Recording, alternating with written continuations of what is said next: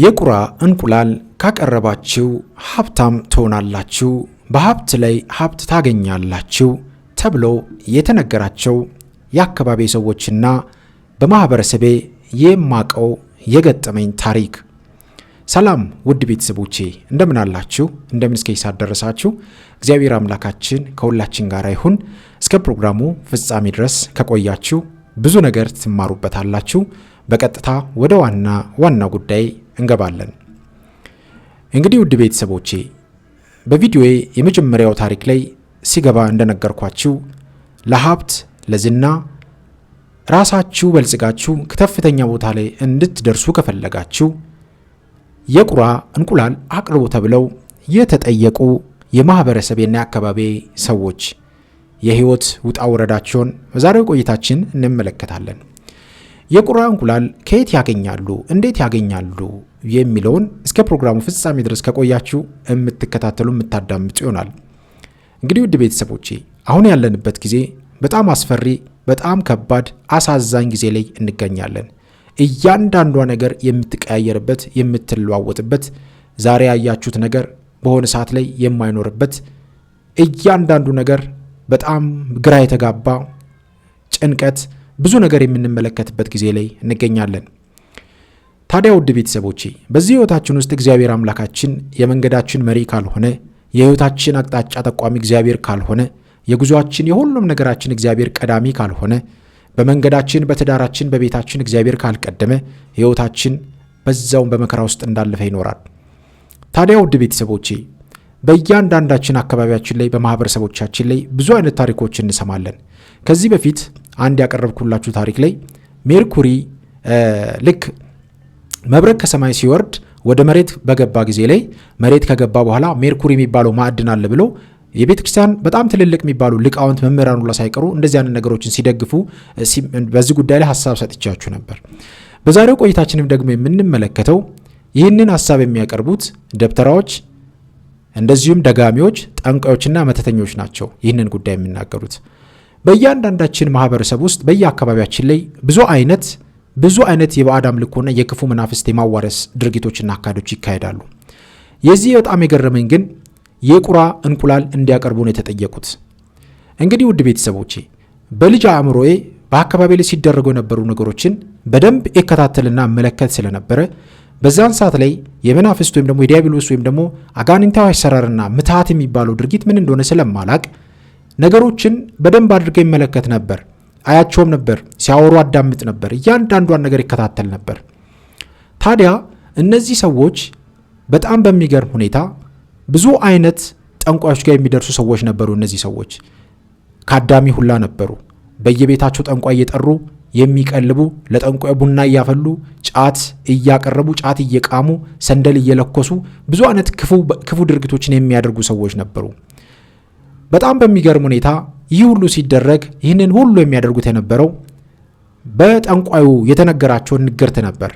ሀብት ለማግኘት፣ ሀብታም ለመሆን፣ ህይወታችሁን ለመቀየር፣ ጥሩ ትዳር እንዲኖራችሁ፣ በትዳር ላይ ትዳር እንዲጨመርላችሁ። እዚህ ጋር ምን ለማለት እንደፈለግኩ አስተውሉ። በትዳር ለትዳር እንዲጨመርላችሁ ማለት 2-3 ሚስት የሚያገቡ ሰዎች 2-3-4 ሚስት የሚያገቡ ሰዎች ዛሬ ሚስት እያላቸው ሌላ ሚስት ደርበው የሚይዙ የሚማግጡ ሰዎች በእርግጥም ውድ ቤተሰቦቼ በአውደ ነገሥት ምሪትና በኮከብ ቆጠራ የተመረጡ ሰዎች ናቸው። እነዚህ ሰዎች የተመረጡ ማለት የተነገራቸው ሰዎች ናቸው። አንተ በአንድ ሚስት አትረጋም፣ ሁለተኛ ሚስት ታገባለህ፣ ከሁለተኛ ሚስት እንደዚህ አይነት ልጅ ትወልዳለህ፣ የመጀመሪያው ልጅ እንደዚህ ይሆናል ተብሎ በአውደ ነገሥት ንግርት ስሙ ተነቦ በኮከብ ቆጠራና በአውደ ነገሥት ንግርት የሚነገራቸው ሰዎች ናቸው። እንደዚህ እያደረጉ ህይወታቸውን በሚመሩ ጊዜ ላይ እንግዲህ በአካባቢው የነበረው የዚህ ከባዕድ አምልኮ ጋር በሚያደርጓቸው እንቅስቃሴዎች በሙሉ በእያንዳንዱ የጥንቁልናው አካሄዶች ውስጥ ይሳተፉ ነበር እነዚህ ሰዎች። በጣም የገረመኝ ግን ቁጥራቸው ብዙ መሆኑና እኔ ይህንን ታሪክ በዛን ሰዓት ማወቄ ነው የገረመኝ። እነዚህ ሰዎች በጣም በሚገርም ሁኔታ እያንዳንዱን የጠንቋይ ቤት የሚረግጡ ሰዎች ነበሩ። እነሱ መርገጥ ብቻ ሳይሆን ሌሎችንም በአካባቢው የነበሩ ሰዎችን እየጋበዙ ወደዛ ቦታ ይወስዱ ነበረ። በተለይም ደግሞ ልጅ የሌላቸውን እናቶች ወደዛ ቦታ እየጠሩ እየጋበዙ እየወሰዱ ህይወታቸውን እስከ ማጣት የሚያደርሱ ሰዎች ናቸው። እነዚህ ህይወታቸው ብኩን እንዲሆን፣ ህይወታቸው በመከራ ውስጥ እንዲገኝ፣ ለመንፈሱ ግብር ሆነው እስከሚደፈሩበት ድረስ የሚያደርሱ ሰዎች ናቸው። በጣም የሚያሳዝነው ደግሞ ከዚህ ታሪክ የተረዳሁት ምንድነው እነዚህ ሰዎች ወደዚያ የሚሄዱ ሰዎች የነበሩት ሚስት የነበራቸው ሰዎች ነበሩ። በጣም በሚገርም ሁኔታ የዚህ የመንፈሱ ባህሪ እነዚህን ሰዎች ከሚስቶቻቸው ጭምር እንዲፋቱ አድርጓቸዋል። ይህንን በቅርብ የተመለከትኩት ያየሁትም ነገር ስለሆነ ማለት ነው። ብዙ ወንዶች በዚህ አይነት ድርጊት ውስጥ ሄደው እዛ ከነዚህ ከነበሩት ሰዎች ነው የምነግራችሁ ውድ ቤተሰቦቼ፣ ከነበሩት ሰዎች በዛ አይነት መንገድ ውስጥ ገብተው ሄደው ሚስቶቻቸውን ያጡ ሰዎች አሉ ከዛ በኋላ ማለት ነው። ለምን? ምክንያቱም አጋንንቱ እንደዚህ አይነት ድርጊቶችን አይፈልግም። መንፈሱ እንደዚህ አይነት ስርዓቶችን አይፈልግም። ምክንያቱም ሰዎች በትዳሩ ውስጥ ተጣምሮ እንዲኖሩ መንፈሱ ስለማይፈልግ እነዚህን ሰዎች ማፋታት ይፈልጋል። ወደ ዋናው ነጥቤ ልግባ። ስለዚህ እነዚህ ሰዎች አለ የተባለ ጠንቋይ ጋር ይሄዱና ምን ይነገራቸዋል? የቁራ እንቁላል ካቀረባችሁ ሀብት በሀብት ትሆናላችሁ፣ ኑሯችሁ የተስተካከለ ይሆናል፣ ህይወታችሁ የተሻለ ኑሮ ታገኛላችሁ ተብሎ ይነገራቸዋል። እንግዲህ ይህ ነገር ከተነገራቸው ጊዜ ጀምሮ የቁራ እንቁላልን ፍለጋ ያልደረሱበት ቦታ የለም፣ ያልረገጡበት ቦታ የለም። ውድ ቤተሰቦቼ በጣም የሚገርመው እንግዲህ አስተውሉ፣ የቁራ እንቁላል እንዲህ በቀላሉ አይገኝም። ቁራ በባህሪው አንድ ቦታ ረግቶ የሚቀመጥ አይደለም እና በአንድ ቦታ ላይ ተቀምጦ እንደ ሌሎቹ እንደ እርግብ የሆነ ቦታ ላይ የሚቀመጠውም ደግሞ የሆነ ቦታ ላይ በግልጽ የሚያስቀምጥ አይደለም። ቁራን እንግዲህ ከባህሪው አንጻር ስንመለከት ብዙ ጊዜ መተተኞችና ሟርተኞች የሚጠቀሟቸው ናቸው። ቁራ በባህሪው በራሱ እንደ ወፍ ዝርያ የሚጠራ ነው። ግን ደግሞ ብዙ ጊዜ ለመተት በተለይም ለጥላ ወጊ ለአንደርቢ ይመረጣል ይሄ ወፍ ማለት ነው። እንግዲህ በኖህ ታሪክ እንደምንረዳው በዛን ዘመን ላይ እግዚአብሔር የጥፋት ጊዜ በነበረበት የጥፋት ውሃ በተነሳበት ጊዜ ያ ነገር መረጋጋቱን እንዲታይ ብሎ እግዚአብሔር ቁራን በመጀመሪያ ላከ። ቁራው ከሄደ በኋላ አልተመለሰም። እንግዲህ አንዱ ቁራ ከባህሪው አንጻር የቁራ መልእክተኛ ብለን እንደምንጸራው የታዘዘውን ነገር የማያደርግ ነው ብለን እናስባለን። ይህ አንዱ የአጋንንታዊ ስርዓቶች የአጋንንት ስራዎች ምን ያህል በዚህ በኩል በቁራ በኩል እንደሚደረጉ እንመለከታለን። ውድ ቤተሰቦቼ ሁለተኛው ላይ እርግብን ነው የላከው አይደል? እርግብን ስልክ እርግብ ሄዳ ከተመለከተች በኋላ ቄጠማ ወይም ደግሞ እርጥብ ነገር አረንጓዴ ነገር ይዛ ተመልሳ እንደመጣች በመጽሐፍ ቅዱስ በደንብ አድርገን ይህንን ታሪክ እናውቃለን። በኖህ ታሪክ ነው ማለት ነው። የሰላም የመልካም ነገር መረጋጋቱን ለመግለጽ ይዛልን እንደመጣች እንመለከታለን። ቁራን እንግዲህ ብዙ ጊዜ ጠንቋዮች፣ መተተኞችና ሟርተኞች፣ ስርማሽ ቅጠል በጣሾች ቁራን በደንብ ይጠቀሙታል እና የታዘዙት የቁራ እንቁላል እንዲያቀርቡ ነው። በቁራ እንቁላል ላይ ደጋሚው ደብተራው ደግሞ ይሰጣቸዋል። የቁራውን እንቁላል እንግዲህ ይብሉት ይጠጡት ምን እንደሚያደርጉት አናውቅም። የቁራውን እንቁላል በቁራ እንቁላል ተደግሞ ይሰጣቸውና ከዛ በኋላ ሀብታም ትሆናላችሁ ተብሎ ነው የታዘዙት። በተመሳሳይ መልኩ ደግሞ ሌሎች ሰዎችም እንደዚህ አይነት ድርጊቶች ሲያደርጉ ለሀብት ብለው የሰው ልጅ ደም የሚጠየቁ አሉ። የህፃን ልጅ ገላ ያቅርብልን የሚባሉ አሉ። የሚስትህን የገዛ ሚስቱን የወር አበባ ደሙን አምጣ ተብሎ የሚጠየቁ ሰዎች አሉ። ሞዴሷን በምትጥልበት ጊዜ ወይም ደግሞ ከሞዴሷ ላይ ደሙን ይዘና ተብሎ የሚጠየቁ ባሎች አሉ። ሄደ የአንድን ሴት ልጅ ድንግልና ወስደ ከድንግልናው ለሚወጣው ደም ለኛ ይዘህልና ብለው ዛሬ ድንግልናን በ50 ሺህ ብር፣ በ60 ሺህ ብር፣ በ70 ሺህ ብር፣ በ100 ሺህ ብር በአዲስ አበባ ላይ በተለይም በደንብ የምንመለከተው ጉዳይ ሆኗል። እንደዚህ አይነት ድርጊቶችን እንመለከታለን በዚህ በመናፍስቱ ዓለም ላይ ማለት ነው። እነዚህ ነገሮች ሲነገሩ ሲወሩ ቀላል ሊመስሉ ይችላሉ፣ ግን ሪል ናቸው።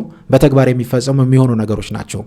ይህንን ነገር የማይረዱት የማይገባቸው በተለይም ቤተክርስቲያን ውስጥ ሆነው የመናፍስትን ውጊያና ታሪክ እንደዚህ የመናፍስትን ውጊያ ሰዎች በመናፍስት ውስጥ ተይዘው የሚጨነቁትን ታሪክ መስማት የማይፈልጉ በጭራሽ የዲያብሎስን ሴራና ዓላማ እንዳናውቅ የሚታገሉ በየቤተክርስቲያን ውስጥ ተቀምጠው ካህን መስለው የቤተክርስቲያን መምህር መስለው ዲያቆናት መስለው ሊቃውንት መስለው ዛሬ ትውልዱ ከተያዘበት ህይወት ውስጥ እንዳይወጣ የሚታገሉ ብዙ ሰዎችን እንመለከታለን። አሁንም ብዙ አይነት ዘመቻዎችን ከፍተው እየተመለከትን ስለሆነ ማለት ነው። ታዲያ ምን ለማለት ፈልጌ ነው? የቁራ እንቁላል እንዲያመጡ ተጠየቁ። እነዚህ ሰዎች የቁራ እንቁላል ለማግኘት ያልገቡበት ያልደረሱበት ቦታ የለም። ታዲያ ይሄ እኮ አይደለም የሚገርመው ውድ ቤተሰቦቼ። ጠንቋዩ ወይም ደግሞ ደብተራው ይህንን ነገር ሲያዝ እነዚህ ሰዎች ቁራ ማግኘት እንደማይችሉ ያውቃሉ። የቁራ እንቁላል ማግኘት እንደማይችሉ በደንብ አድርጎ ያውቃል። ስለዚህ ምን ለማድረግ መሰላችሁ? አስተውሉ። አንዴ ዲያብሎስ ውስጣችንን ከገባ መናፍስት ውስጣችንን ከተዋረሱ ውስጣችን ገብተው ከተቀመጡ ህይወታችንን በሙሉ ሲያብከነክኑን ነው የሚኖሩት። ህይወታችንን በሙሉ አቅጣጫና መግቢያ መውጫ እንድናጣ አድርገው ህይወታችን መስመር የሌለው አቅጣጫውን የሳተ ጉዞ ዘወትር እንድንጓዝ ያደርጉናል። ከራሳችን ጋር እንዳንሆን በእግዚአብሔር ምሪትና አካሄድ ውስጥ እንዳንሆን ወደ ቤተክርስቲያን እንዳንቀርብ በመንፈሳዊ ነገሮች ውስጥ እንዳንሳተፍ ያደርጉናል ማለት ነው። ታዲያ ውድ ቤተሰቦቼ እነዚህ ሰዎች በዛ ጠንቋይ የተነገራቸውን ነገር ይቀበሉና ይህንንማ ኬትን ቦታ ብለን ማግኘት አለብን ብለው ፍለጋ ይጀምራሉ። በዚህ ፍለጋ ውስጥ የማይደርሱበት ቦታ የለም፣ የማይዞሩበት ጫካ የለም፣ የማይዘሉ የማይወጡበት ዛፍ የለም። ይህንን ደግሞ ለማድረግ በተጨማሪ ሌላ ጠንቋይ ጋር ይሄዳሉ ማለት ነው። የቁርአን የት እንደሚገኝ እንዲጠቁሟቸው ማለት ነው። እንቁላሉ የት እንዲገኝ እንዲያሳያቸው ደግሞ ሌላ ጠንቋይ ጋር ይሄዳሉ ማለት ነው። ከአንዱ ጠንቋይ ወደ አንዱ ጠንቋይ፣ ከአንዱ ጠንቋይ ወደ አንዱ ጠንቋይ ይሄዳሉ ማለት ነው። አስተውሉ እንግዲህ ምን ያህል በመናፍስት ተይዘን እየተጓዝን እንዳለ ማለት ነው። እንዴት የሰው ልጅ ከራሱ ጋር ከሆነ ልጅ ገለህ አቅርብልኝ ተብሎ ሲጠየቅ እንዴት ልጅ ገሎ ያቀርባል? የልጅ ደም አቅርብልኝ ሲባል ልጅ ገሎ የህፃን ልጅ ደም እንዴት ያቀርባል? የምስቱን የሞዴስ ደም አቅርብልኝ ተብሎ ሲጠየቅ እንዴት የምስቱን ደም ሞዴስ ይዞ ሄዶ ሊያቀርብ ይችላል? አስተውሉ። ታዲያ እንዴት እንደተያዝን ተመልከቱ። ዛሬ በየማህበራዊ ሚዲያ እንመለከታለን አይደል? ሚስት ከሌላ ወንድ ጋር ማገጠች፣ ባል ከሌላ ሚስት ጋር ማገጠ፣ እናት ከልጇ ባል ጋር ማገጠች የተባሉ ብዙ አይነት ቪዲዮዎች ይለቀቃሉ በማህበራዊ ሚዲያ ላይ። አስተውሉ ውድ ቤተሰቦቼ፣ እነዚህ ሁሉ የሚደረጉት የአጋንንት ሴራ መሆኑን በደንብ ይወቁ። ቅድም ብያችኋለሁ። አውደ ነገሥት ለእናንተ አብበን ስለማናቀርበው እንጂ አውደ ነገሥትና ኮከብ ቆጠራውን ብትመለከቱት በጣም የሚገርም ነው። እንዲህ ይላል፣ ሁለተኛ ሚስት ታገባለህ፣ ከሁለተኛ ሚስትህ 2 ልጅ ትወልዳለህ፣ ሁለተኛው ልጅ ግን ለእኔ ግብር ይሆናል፣ በቀጥታ ይሞታል ወይም ደግሞ የሆነ ነገር ይሆናል ብሎ ይናገራል። አውደ ነገሥት ላይ እንደዚህ የሚሉ ነገሮች ይገኛሉ። በነገራችን ላይ ሁለተኛው ልጅ መስዋዕት ይሆናል፣ ከዛ ሶስተኛ ሚስትም ታገባለህ ብሎ ይናገራል። ዛሬ ለዚህ ነው በነገራችን ላይ ብዙ ባሎች በአንድ ሚስት አይረጉም፣ ብዙ ሴቶች በአንድ ወንድ አይረጉም። ለምን መሰላችሁ? አውቀንም ይሁን ሳናውቀው በቤተሰቦቻችን በኩል በዘር ሲተላለፍ በመጣበት በቤተሰቦቻችን በኩል አውደ ነገሥት ያስነበቡ ቤተሰቦች ስለሚኖሩ እነዚህ መናፍስቶች ደግሞ እየቆዩ ሲመጡ ከማህፀን ጀምሮ አብሮን ይወለዳሉ። ዛር ሆኖ ማለት ነው። እንደ ዛር መንፈስ ሆኖ አብሮን ይወለዳሉ። ከዛ በኋላ እኛ ካደግን በኋላ ምን ይሆናሉ? ውስጣችን ተቀምጠው ውስጣችን ለኛ መልካም ነገር እንዳናደርግ ዘወትርኛን የሚታገሉ መናፍስቶች ይሆናሉ ማለት ነው። ለዚህ ነው ውድ ቤተሰቦቼ ዛሬ በብዙ ነገር እየተጨነቅን ያለ ነው፣ በብዙ አይነት መከራ ውስጥ እያለፍን ያለ ነው። ለዚህ ነው አያችሁት፣ ይህንን ነገር መረዳት ስላልቻለን ማለት ነው። እንደውም ሰሞኑን አንድ መምህር እንዲህ ሲናገር በጣም እኮ ነው አንዳንድ እግዚአብሔር በእውነት ይርዳን እንጂ በጣም የሚገርም ነው። አጋንንት ከሰው ልጅ ጋር ይወለዳል ብሎ ያስተምራሉ ብሎ እነ መምህር ግርማንና እነ ቄስ ሄኖክ ወልደ ማርያምን ሲወቅሳቸው ተመልክቻለሁ። በጣም እኮ የሚገርሙ ናቸው። በጣም የሚገርሙ ማለት ነው። ዛሬ እነሱ የስኳር በሽታ እንትን የለም መድኃኒት የለውም፣ በዚህ አይነት መንገድ ይድናል፣ የእንትን በሽታ እንደዚህ ነው እያሉ ሲናገሩ ሰዎችን ያሳምናሉ።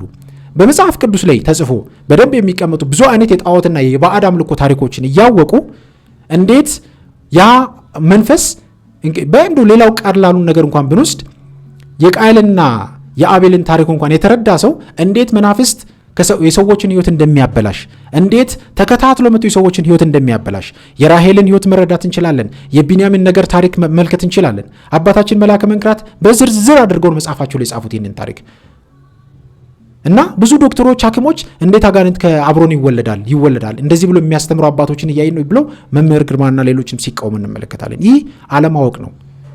ዶክተር ብላችሁ ስም ይዛችሁ ግን የማይሆን ተግባራት የሚትፈጽሙ በጣም ብዙ አይነት ሰዎችን የተመለከትን ስለሆነ ማለት ነው። ቤተክርስቲያን በሁለት በኩል የተሳለ ሰይፍ እንዲኖር ትፈልጋለች።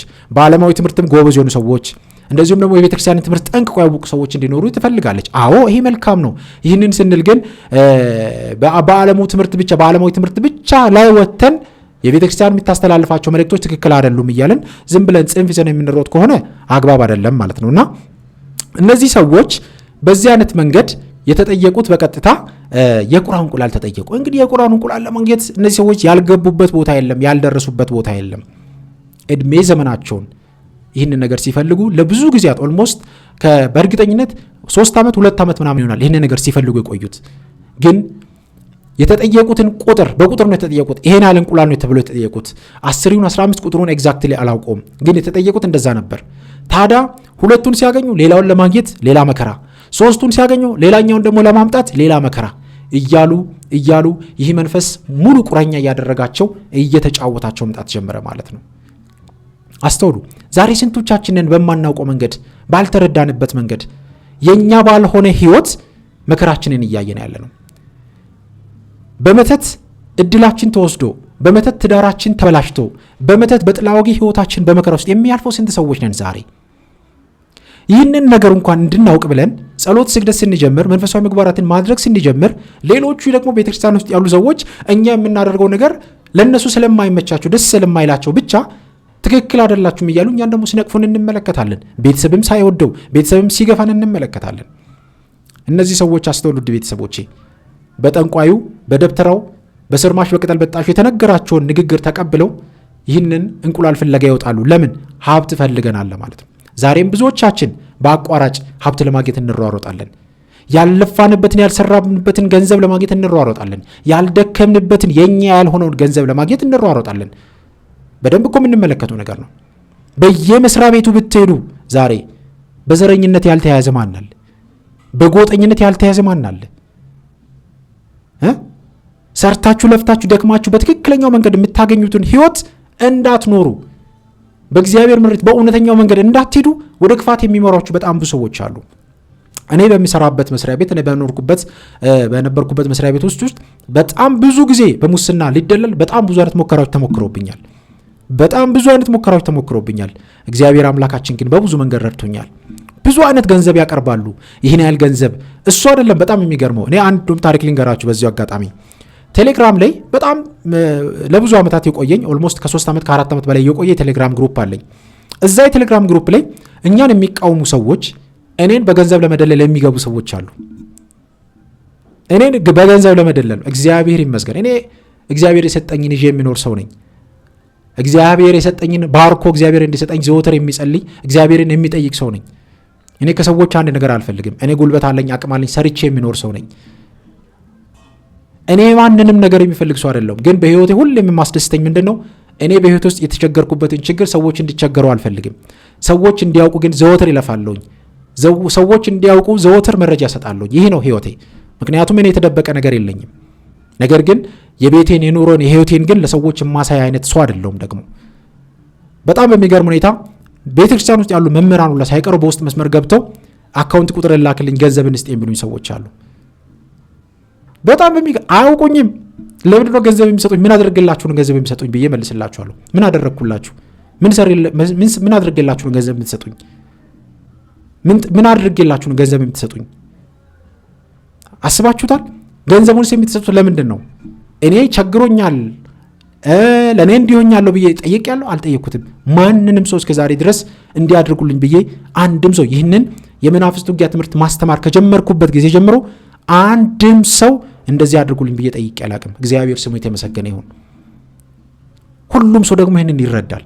ምክንያቱም ገንዘብ ይዞ የሚመጣብኝን ጣጣና መከራ በደንብ ስለማውቀው እያንዳንዷን እንቅስቃሴን በደንብ ነው የሚቃኘው።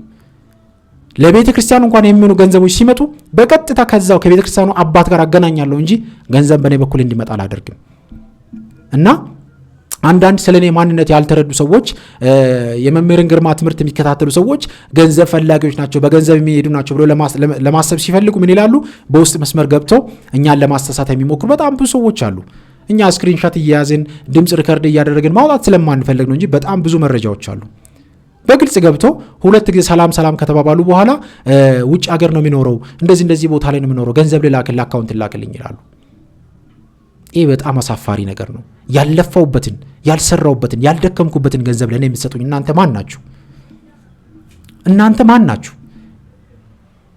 ምንም ሳላደርግላችሁ ለእኔ ገንዘብ የምትሰጡኝ ምን ሆኛለሁ? እኔ ቸግሮኛል ብዬ ጠይቄያለሁኝ?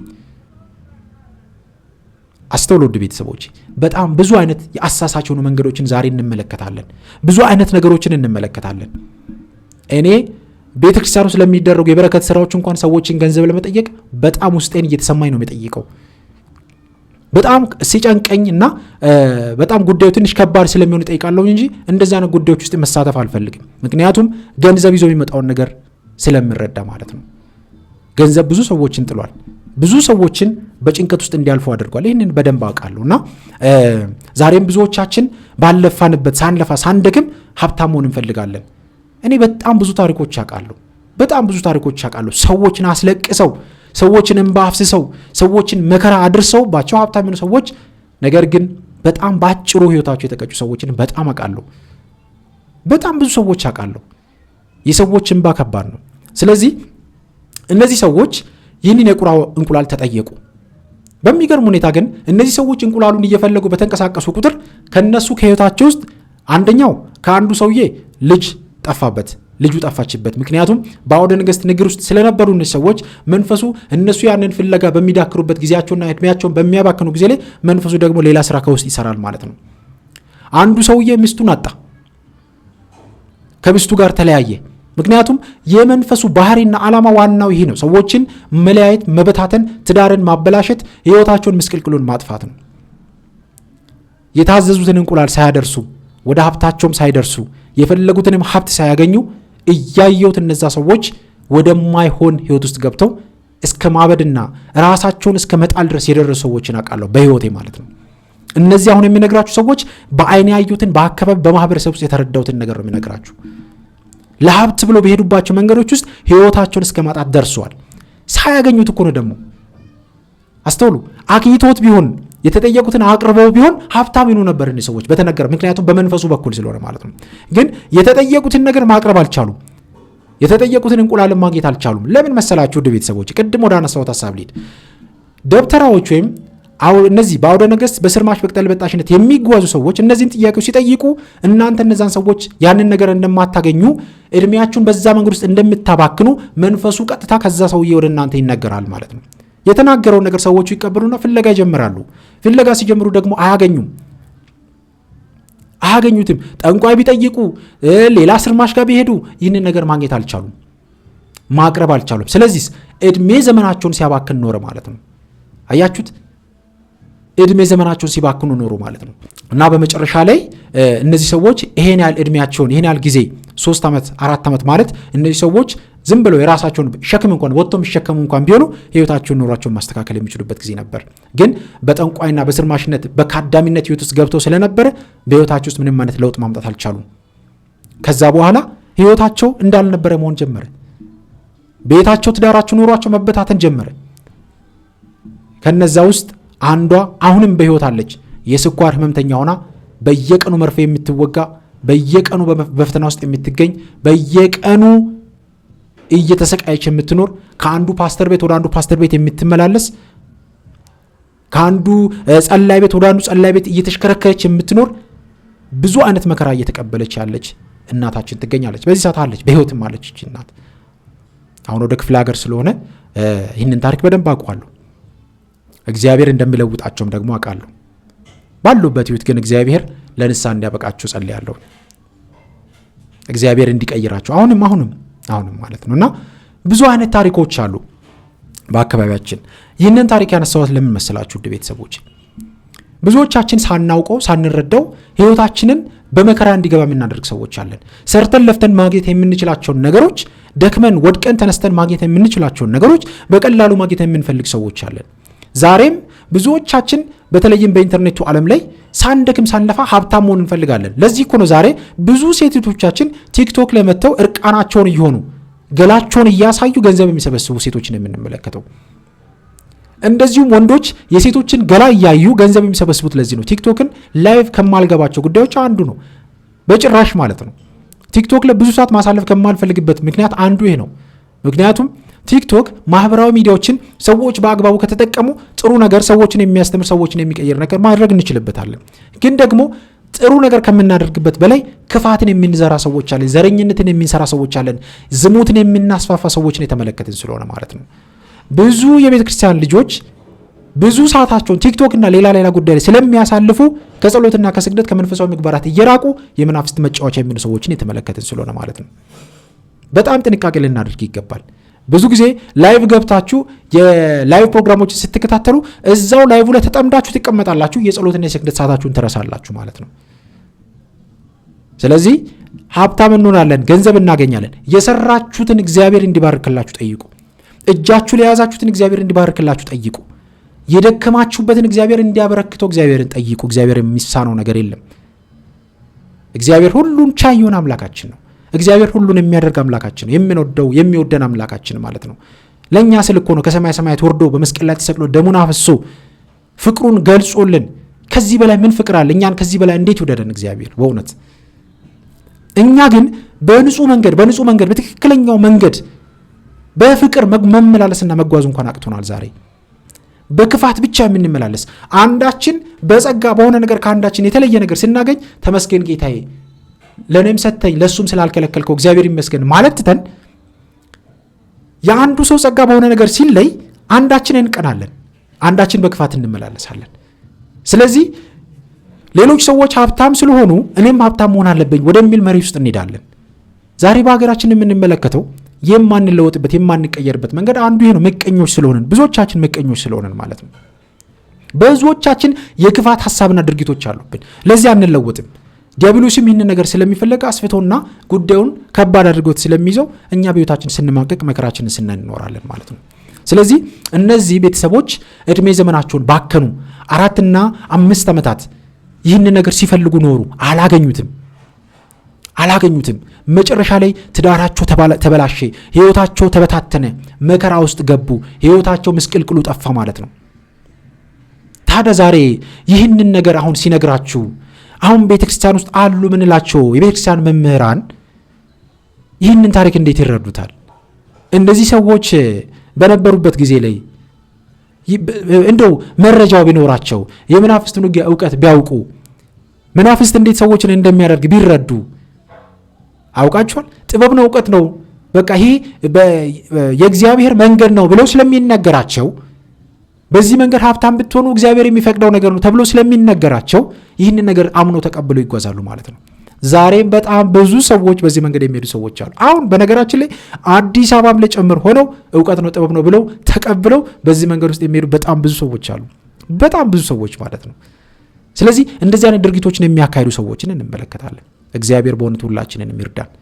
ስለዚህ ልንጠነቀቅ ይገባል። ያለፋንበትን ያልደከመንበትን ገንዘብ ለማግኘት ብለን ወደማይሆን ህይወት ውስጥ መሄድ የለብንም። ወደ ስርማሽ ወደ ቅጠል በጣሹ መሄድ የለብንም።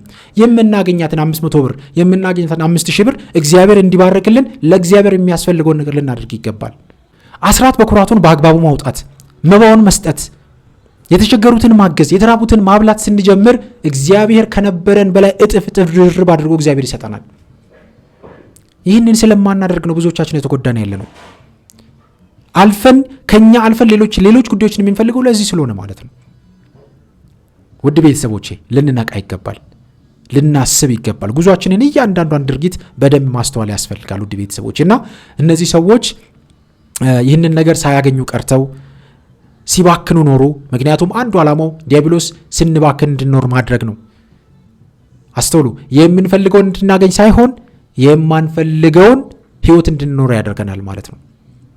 እነዚህ ሰዎች ሲባክኑ ሲከነከኑ እዛ ሲገቡ እዛ ሲረግጡ እዚህ ሲመጡ አንዱ ሱሰኛ ይሆናል፣ አንዱ አጫሽ ሆኗል፣ አንዱ ሰካራም ሆኖ ሲንገዳገድ በየአካባቢው የሚሽከረከር ሆኖ ህይወታቸውን በሙሉ አሳልፉ ማለት ነው።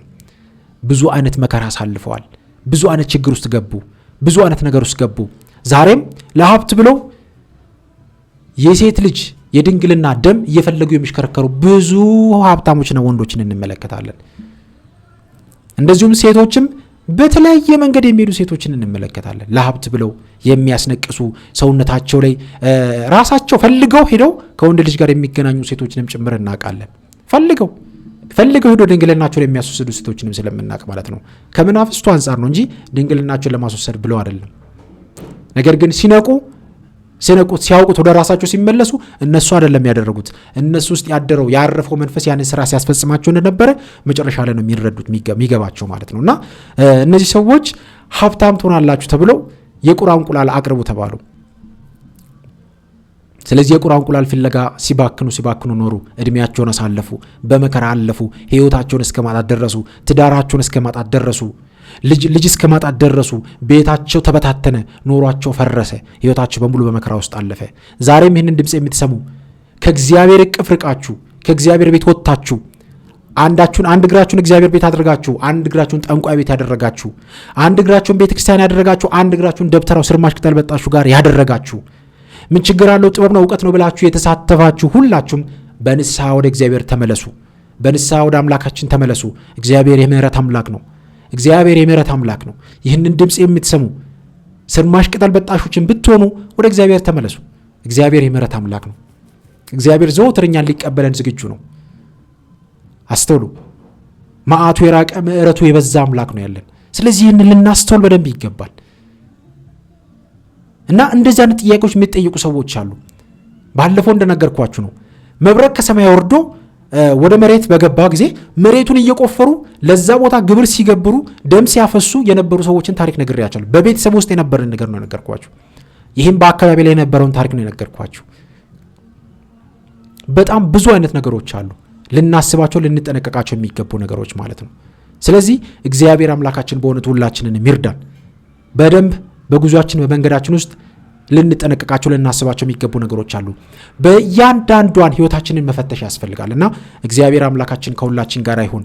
ከዲያብሎስ ሴራ ከዓላማው ከእቅዱ እግዚአብሔር ይጠብቀን። በጉዟችን በመንገዳችን ሁሉ እግዚአብሔር አምላካችን ይቅደምልን። የታሰረውን ህይወታችንን እግዚአብሔር ይፍታልን። የተዘጋውን እግዚአብሔር ይፍታልን። ትዳር ላጣችሁ እግዚአብሔር ትዳር የተባረከ ትዳር ይስጣችሁ።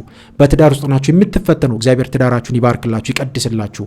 እናንተም ለመቀደስ ደግሞ በንስሐ ታጥባችሁ በስጋውና ደግሞ ልትታተሙ ራሳችሁን ዘወትር ልታዘጋጁ ይገባል። እግዚአብሔር ስራችንን ይባርክልን፣ ቤታችንን ይባርክልን፣ ህይወታችንን በሙሉ እግዚአብሔር ይባርክልን በእውነት።